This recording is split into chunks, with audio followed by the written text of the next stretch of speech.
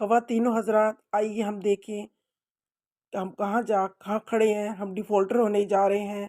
ये सब चीज़ों को समझने के लिए हम माहिरीन की बातों को सुने कि हम जो एमएफ की जो बातें हैं, शराइत ना मानना, हम किस तरफ गामज़न हैं। तो एमएफ की बातों को सुनेंगे कि हम अपने मुल्क को दिवालिया होने से कैसे बचा सकते हैं। तो ये माहिरीन की बातें आप ज़रूर सुने ताकि हमें कुछ समझ में आए कि महंगाई और इतने सारे हम पैसे लेके जाते हैं और बहुत कम चीज़ लेके आते हैं, हम किस तरफ जा रहे हैं। सुनिए। गया मैंने, और अभी सब कुछ चल ही रहा था तो एहसास हुआ कि जिस मकाम पे मैं इस वक्त मौजूद हूँ यहाँ पे नाश्ता बड़ा सस्ता मिल जाया करता था, लेकिन अब जब मुलाजिम को भेजा नाश्ता लाने के लिए तो पता चला कि नहीं, वो कई गुना महंगा हो चुका हुआ है। सस्ती जगह, वो सस्ती अशिया जो हमें आमतौर पे मिल जाया करती थी, अब वो वाकई बहुत महंगी हो चुकी हुई है। लेकिन जो खबर, मैं उस दौरान जब मैं खबर पढ़ रहा था, लैपटॉप मेरे सामने खुल गया, मैंने कहा चले साथ साथ जो है वो जरा खबरों की तलाश भी शुरू कर देते हैं। तो पता ये चला कि हमारे पास चंद दिनों भी नहीं, चंद घंटों का वक्त रह गया है कि हम डिफॉल्ट कर जाएंगे। और नाज़रीन, अगर आपको डिफॉल्ट करने का मतलब पता ना हो तो आपने गूगल पे जाके सिर्फ सर्च करना है श्रीलंका या सिचुएशन इन श्रीलंका, यानी श्रीलंका के हालात, और आपका दिल दहल जाएगा। लोग एक दूसरे के घरों में डाके डाल रहे थे, आम लोग अपने हमसायों को लूट रहे थे क्योंकि उनके पास खाने को कुछ नहीं था। पैसा था मगर उस पैसे की वैल्यू कोई नहीं है, क्योंकि उससे आपको कुछ मिलेगा नहीं, क्योंकि मुल्क में है ही कुछ नहीं। खुदा न खास्ता मेरे मुंह में खाक, इंडस्ट्री बंद हो चुकी थी। वो आइटम्स जो इंपोर्ट किए जाते थे, बैरून मुल्क से मंगवाए जाते थे खाने पीने की, जैसे हमारा एक ज़राई मुल्क है लेकिन हमारी 80% अशिया बाहर से मंगवाई जाती है, यहाँ तक कि दालें बाहर से मंगवाई जाती है। इंपोर्ट नहीं हो पा रही थी, कोई जब डॉलर ही नहीं है तो इंपोर्ट किस बात की करेंगे भाई। तो खाने को कुछ नहीं मिल रहा था, अनाज तक नहीं मिल रहा था। पेट्रोल पंप पे लाइनें लगी हुई है, पेट्रोल नहीं मिल रहा है। लोगों ने गाड़ियां अपनी बंद कर दी, उन पे धूल मट्टी चढ़ गई। लोग साइकिलों पे पैदल सफर करने लगे, उनके पेट्रोल ही नहीं है। गाड़ी कैसे चलाएंगे, मोटरसाइकिल कैसे चलाएंगे। ये हालात थे श्रीलंका के। और अब ये जो बात कही जा रही है कि चंद घंटे दूर है, अल्लाह माफ करे, मुझे सोच के भी मेरे रोंगटे खड़े हो जाते हैं नाजरीन, कि हम सिर्फ चंद घंटे दूर हैं इन हालात से। ये क्यों कहा जा रहा है? आईएमएफ का वफ्द आया था, 10 रोज मुज़ाकरात करके वापस चला गया। वो पैसे जो हमें मिलने थे, कि जिन पैसों के मिलने के बाद हमारे मामला ठीक हो जाने थे, या कम से कम हम बच जाते, वेंटिलेटर पर रहते मगर जिंदा रहते, वो उम्मीद भी चली गई, क्योंकि आईएमएफ का वफ्द बगैर हमें कुछ दिए वापस चला गया। खबर ये है।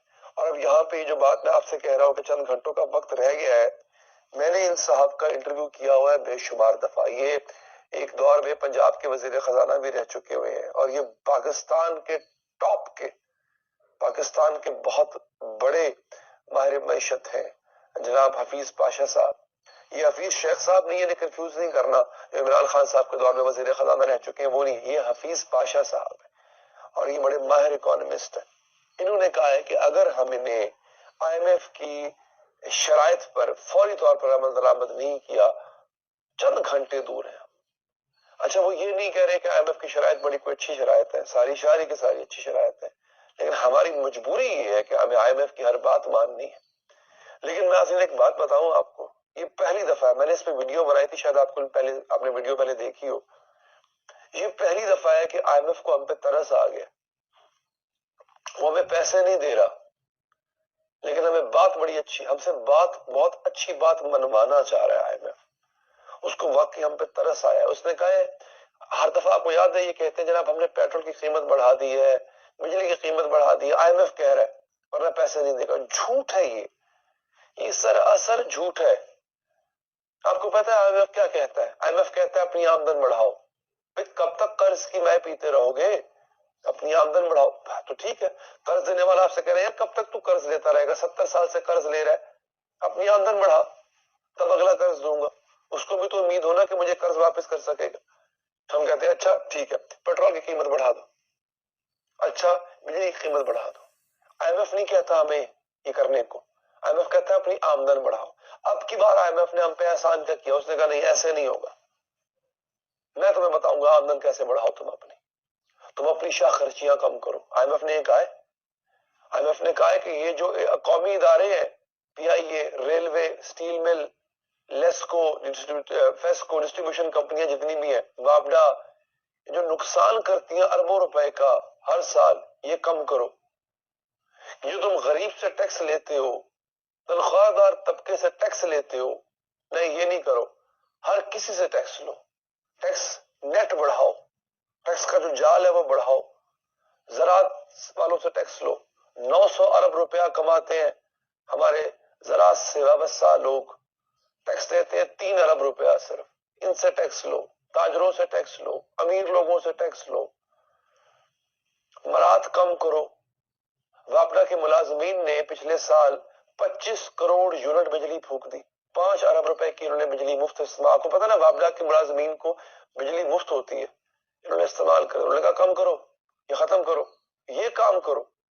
उसने कहा इस्लाहात करो। ये क्या हुआ जब दिल करते हो आप? अभी उसने कहा है, अभी उसने कहा जी आमदन बढ़ाओ। इसाकदार कहते हैं जी अच्छा अवाम को जी कड़वी गोली अवाम को निकलना पड़े, तुम क्यों नहीं निकल लेते कोई गोली, ताकि जो हमें गोलियां देते हुए खत्म हो जाए सारी गोलियां। अवाम को कड़वी गोली निकलना पड़ेगी जी, केड़ी कड़वी गोली निकलना पड़ेगी? अवाम पे 170 अरब रुपए के नए टैक्सेस लगने जा रहे हैं। IMF ने देखा डंडी मार कर, यही बात हफीज पाशा साहब ने कही है कि IMF जो कह रहा है वो करो, तब जाके मामला ठीक होंगे। और यकीन कीजिए अगर हम ये कर लें तो हमें IMF की जरूरत ही ना पड़े। नाजरीन, ये मुज़ाकरात जो अभी हो रहे हैं और ये जो पैसे हमें नहीं मिल रहे हैं, पता है क्यों नहीं मिल रहे हैं?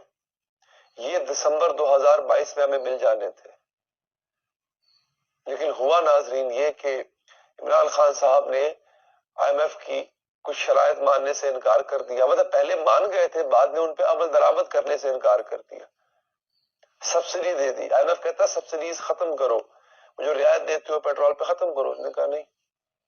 अब आपने कहा चलो ठीक। वो किस्त लेट हो गई, वो किस्त लेट हो गई। पाकिस्तान इस वक्त सिर्फ हमारे पास 2.9 अरब डॉलर रह चुके हैं, ये किसी भी वक्त खत्म हो जाएंगे। और वही बात हफीज पाशा साहब ने कही है, चंद दिनों का भी नहीं, चंद घंटों का वक्त रह गया हमारे पास। ये इस कदर खतरनाक बात है नाजरीन, और मैं हैरान हूं कि आज भी हम सियासत कर रहे हैं। मैं अपने बूढ़े माँ बाप की दवाई लेने जाऊंगा, पैसे होंगे मेरे हाथ में, मुझे दवाई नहीं मिलेगी। इंपोर्ट बंद है ना, LCs खुल नहीं रही है, अद्वियात बनाने का जो सामान है वो पोर्ट पे पड़ा गल सड़ रहा है, इधर आ ही नहीं सकता, फैक्ट्रियों में आ ही नहीं सकता, अद्वियात कहां से बनेगी? अब मजे की बात बताऊं आपको, ये हुकूमत 115 या 110 ऐसी जरूरी अद्वियात, उनकी कीमतें 300 गुना बढ़ाने जा रही है।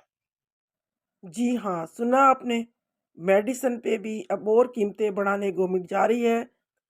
बड़ी मेडिसिन जो ज़िंदगी की ज़रूरियात के लिए बहुत ज़रूरी हैं, 115 या 120 मेडिसिन पे ज़्यादा उसकी कीमतें बढ़ेंगी।